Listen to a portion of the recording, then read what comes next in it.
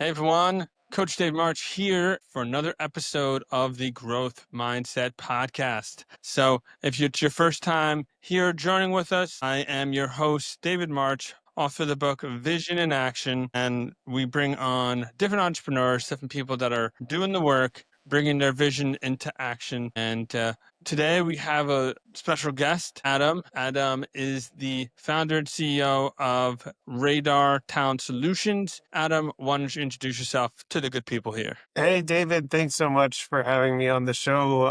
My name is Adam Rosen. I came from a 15-year corporate background, and in 2022, my son was put on a wait list for after-school care. I started partnering with his school, and that engagement led me to found the company Radar Talent Solutions. We help organizations with recruiting and retention best practices. We've recruited thousands of employees who have been placed in school districts and other public organizations, mostly in the upper Midwest and Minnesota, but we are expanding nationwide. So thanks for having me and super happy to be here. Awesome. Well, always good to have fellow recruiting professionals here. I've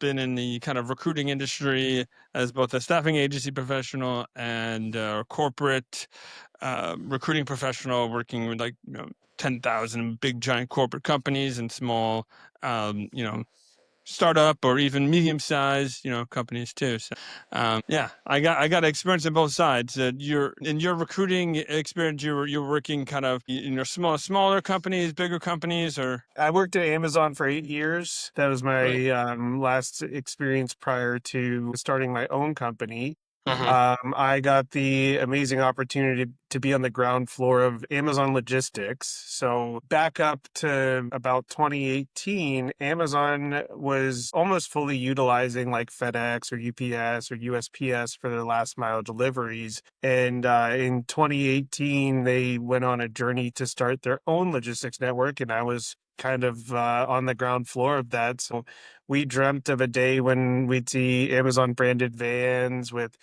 drivers wearing Amazon uniforms, delivering right to customers' doors. And that dream through the course of 4 more years became a reality. A lot of what I learned in terms of recruiting and scaling and just general business was through that experience. Awesome. Yep. That's what we talk about. Taking the dream into action, the vision into action. I think that any kind of person that's going to be an entrepreneur, they're going to, they all starts with a vision, starts with some kind of dream, and then you just got to grind it out. You just got to grind it out and just got to push forward. Yeah.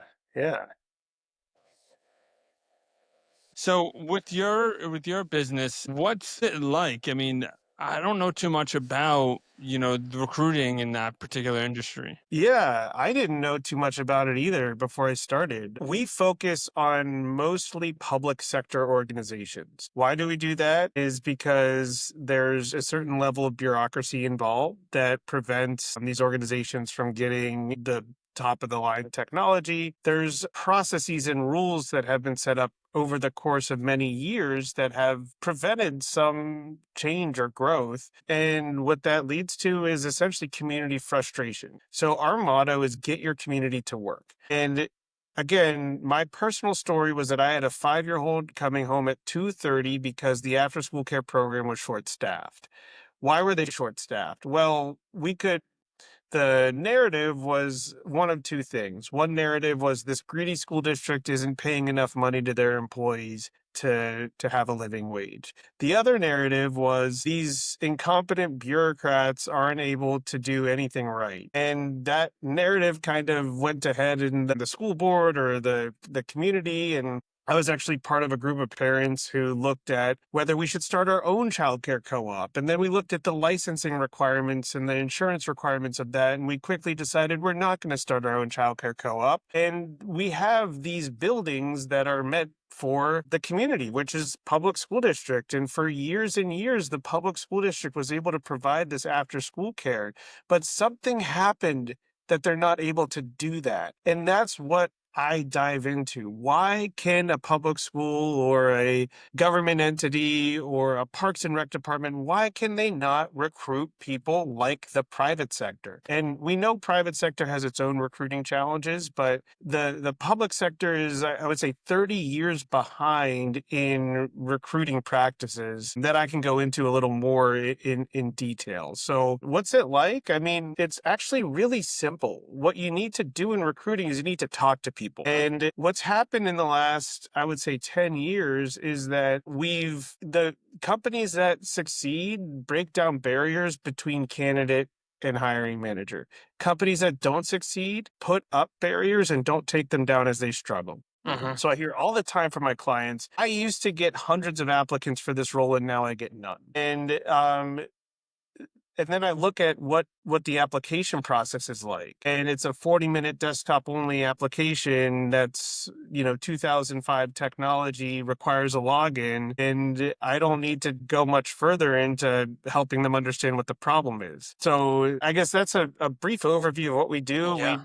We look at candidate experience. We obsess over the candidate experience. We talk to people and we help people through the onboarding process. And one thing that organizations have to remember is recruiting is the absolute first touch point with your organization. So if your recruiting process is not good, that's going to benchmark in that candidate's mind as their first experience and could set you down a path of poor retention.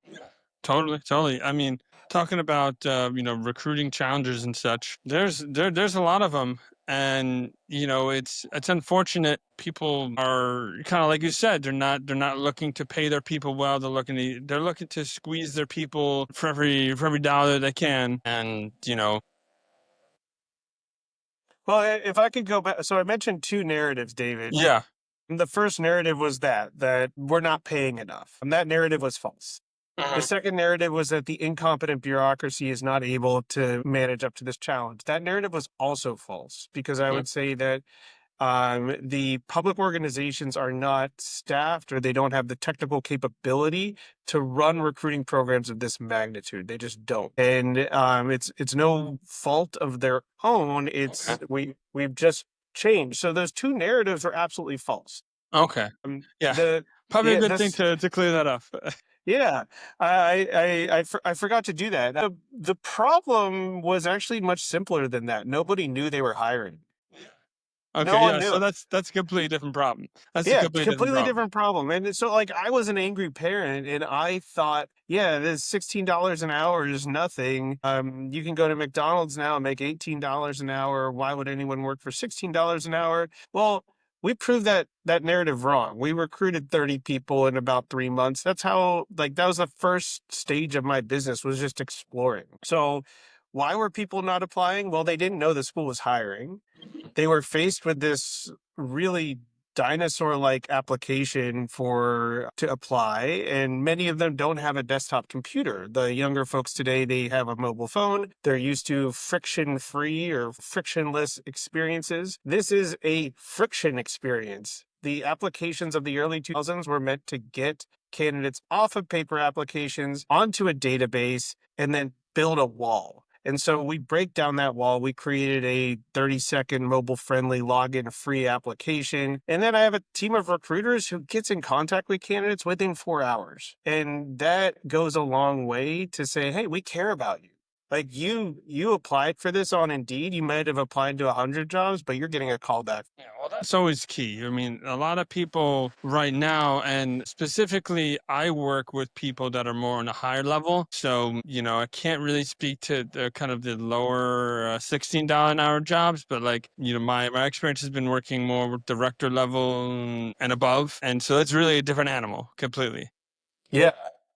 So when we're working at that level, we see different problems altogether. But yeah, I mean, look, when I think that some of the biggest things that people get upset about is never getting feedback on their candidacy, and then there's this idea that there is an ATS system that's just killing people's chances of getting a Yep. role, Yeah. which I like constantly try to talk down upon, but it's like whatever fear mongers out there in the world they want you to believe that the ATS is killing your chances of getting a job, and it has nothing to do with your own talent or skill. Or it's just you need to break through the ATS, and that's how you're going to win. Yep. Yeah, there's some mysterious AI overlord who's making all the hiring decisions. It's not humans, It's not right? humans, not Yeah, humans. I haven't seen this AI overlord yet. When I meet them, I would love to have a beer with them. But no, it's humans. You know, I think there might be some validity in how like technology has changed recruiting. So as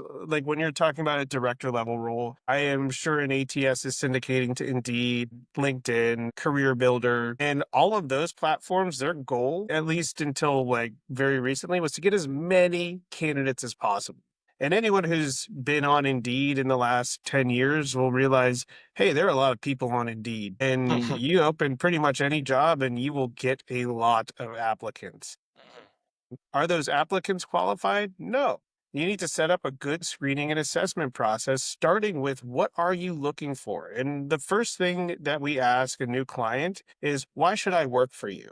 So we can see immediately the passion or the lack of passion, and we can help determine whether this is going to be an easy or hard engagement based on that. And the second thing we go for is, what are the core behaviors you're looking for in this role? And most clients can't explain the behaviors. They can explain competencies. Like, I want someone who could do SQL. I want someone who can do X, Y, and Z. Well, that's not good enough, because what you need to hire for in any organization at the $16 an hour or at the multi hundreds of thousands level is your behaviors. Every single hire is a additive to your culture, and you need to make sure that they're bringing the right behaviors in.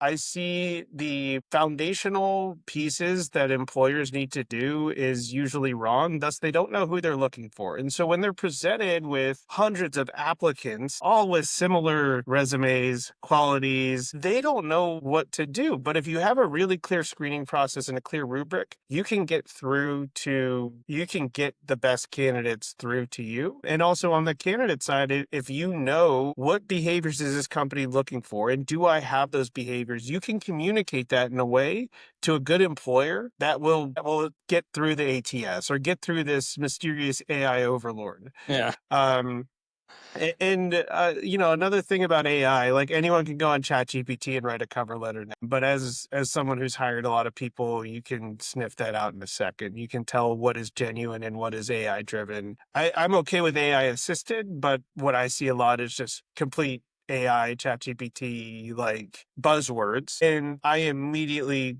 just in my mind throw that out. Like I don't have tolerance for that when we have a lot of candidates who are bringing their genuine full selves into the picture. Yeah.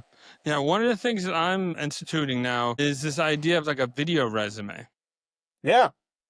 And I think that that's kind of where things are going. I mean, um, uh, you could have a couple lines in your resume that could be really great.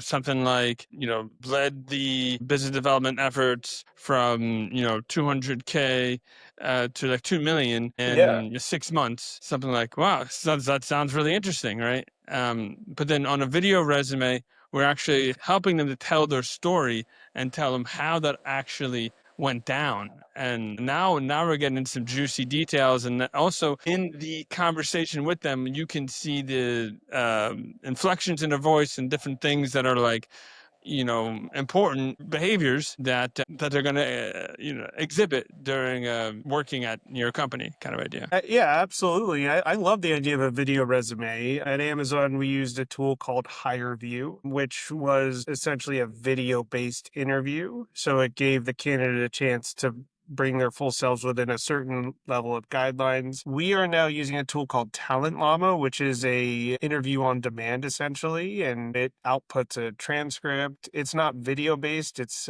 based, but it can be done on the candidate's time, on their mobile phone. And then with anything in any of these tools, I would say you always provide a candidate a way to talk to a human. But There's a lot of talk in the recruiting circles of, is the resume dead? I think it probably is. I think the resume's dead. And I would like to see us move to a different structure of how to get that first impression of someone. Yeah, no, 100%. Actually, that's kind of how I been running my business to help people with their career transition. I think it's more and more now about like your personal branding and information you have online. Because because what I encourage people to do is instead of applying with the resume, get an interview without applying online, and that to do that. That's based off of personal brand. Why is it based on personal brand? Because when you send them a message, an outreach message, an email, LinkedIn message, whatever you do, what's the first thing they're going to do? What's the first thing they're going to do? Check out on LinkedIn. Yeah. Yeah. Who's this guy? Yeah. Let me go online, me check their LinkedIn, me Google him. So, check him online. And then, from there you can see, oh, this guy's got a podcast episode. This guy's got this guy's got some LinkedIn posts. What can I learn about this guy? Yeah. And now, I looked at your stuff. Sounds like you'd be a good fit. Why don't you send me a resume?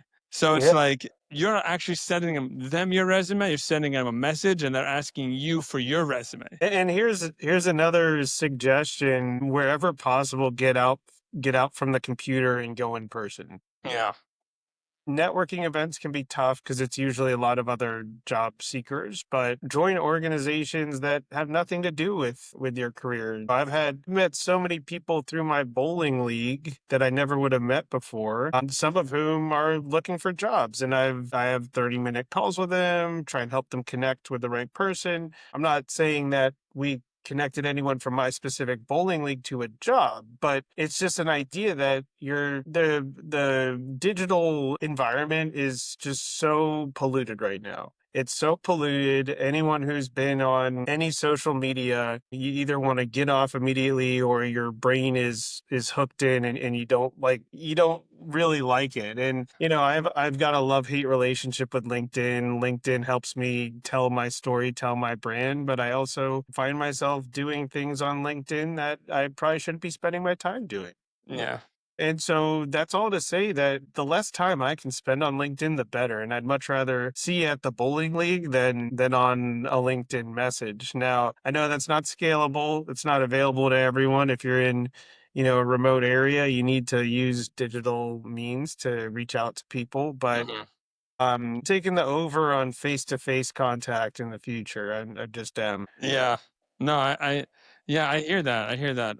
And there's a lot of things that is great about going in person. I mean, the biggest critique I have about in-person networking events is um, like the people that are going to be there. Essentially, like Yeah. how targeted can you be about this? It's like you're really just based off luck. Yeah. I hope that this guy is there.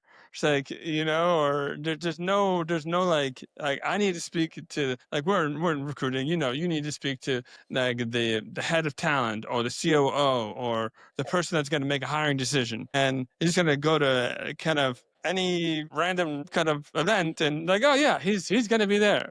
Yeah. Well, here's where business people are. They are at the Chamber of Commerce. Yeah. Yeah. And the chambers of commerce can cost money to join. Local businesses join. I'm a member of our chamber of commerce. I see job seekers there. Yeah.